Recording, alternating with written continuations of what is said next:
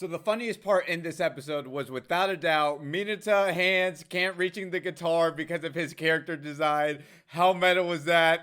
This is pretty hilarious too. Stay tuned. 舞台演出を構築していくジェントルクリミナルの鋭い視線が文化祭って準備してる時が一番楽しいよね What is going on, guys? My name is DJ Miles and I'm here to review another episode of My Hero Academia. This is season 4, episode 82, titled Prepping for the School Festival is the funnest part. And before we begin with this episode, if you can go ahead and like this video and subscribe to my channel for more anime content down the road. Funnest, is that even a word? I don't know. I'm sure someone will let me know in the comment sections. Yeah, let's go ahead and talk about this episode. It's broken down into 3 parts. Let's talk about the first half, and we get some more character development from our modern day gentleman thief who's going to be our next villain here. He's not as menacing as All for One or Destro, which now I have been reading the manga, people, so I know who that is. And he wants to be on their level. So what can he do to be on their level? He's gonna go into a grocery store, call out the grocery store for having the wrong labels on some pudding,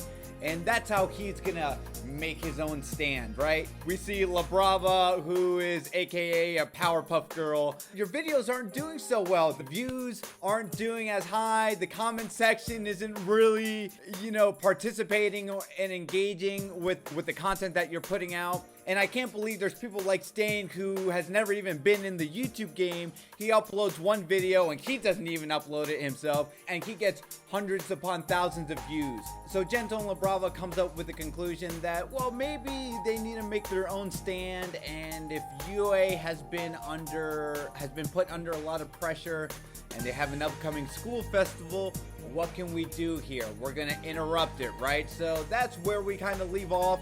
I like their character design. Yes, I know all of you have been informing me she's 21 or 22. I never made it an issue. I don't know why people had to tell me that.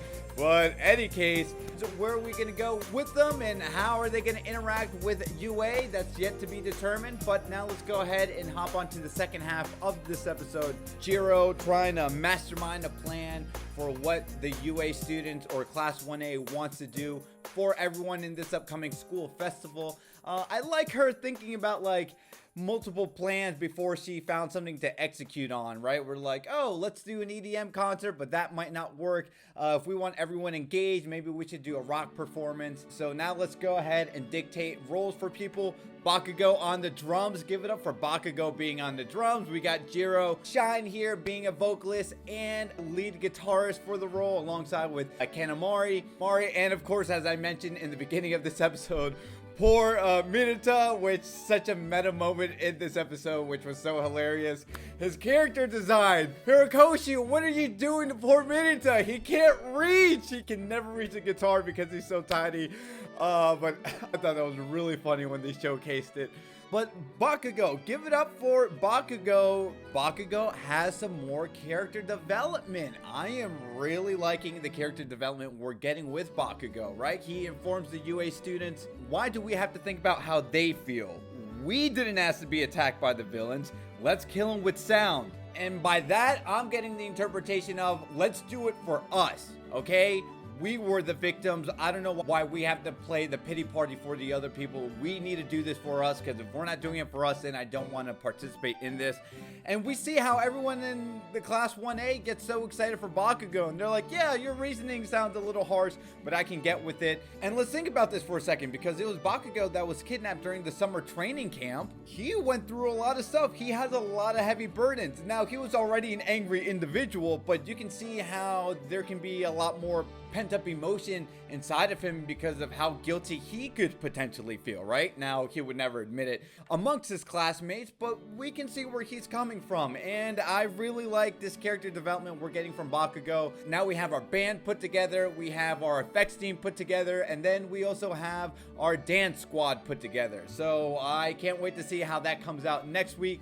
And poor Kirishima, although he has become a personal top favorite of mine in this season of My Hero Academia, it looks like his karaoke skills will not be provided in this. But alas, maybe you can contribute in other ways, Kirishima. And now let's go ahead and talk about the final third of this episode, which is probably the most interesting part of the entire episode, is the conversation between All Might and Deku. Deku tells All Might even when I was at 20%, I still feel like I couldn't have done much against Overhaul. And All Might is like, okay, put on your UA gear, meet me outside. And I didn't want to tell you this until you were comfortable at using your powers at 15%. But now that you told me you can do 20%, let me see you go into full cowling.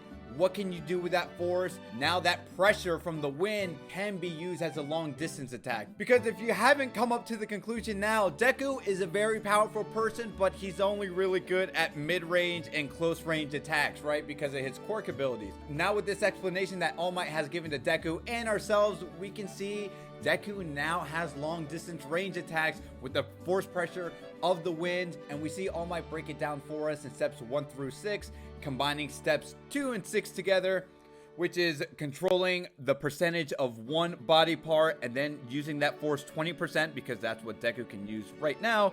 Use that force 20% can be drawn at for a short time. So now we combine steps 2 and 6. Now we can see Deku use his 20% with his fingertips, right? Because we've seen that earlier in the school festival, and when he used that 100% when he threw that baseball way back when in season 1. And now we see more opportunities and doors open up for Deku. So yeah, this is pretty cool. Now Deku has some long range attacks. It's going to take some training, but now I'm excited to see this is the next step that Deku is going to take. And then the episode ends with Eri in a little cute school outfit going into UA, and that's where the episode ends. And as I mentioned before, because these upcoming episodes are going to be slower paced, okay, get ready manga readers. I have been reading the manga. Now I'm all caught up. I understand the hype and a lot of stuff happening with the end credits. So I know who that baby girl bunny chick is now. I can't wait to see her introduced in the anime shortly. And the family pictures of Todoroki's family. Oh, we see the brother, we see the sister, and then we see one burnt picture.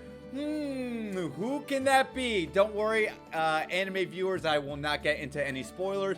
But now knowing how far I've come into the manga, which I am all caught up by the way, I think I know what that burnt picture could be of, right? But guys, let me know what you thought about episode 2 of My Hero Academia. Did you like it? Did you hate it? What did you think about poor Mineta? Don't forget to like this video, subscribe to my channel for more anime content. My name is DJ Miles, and as I always say, to be continued, take care.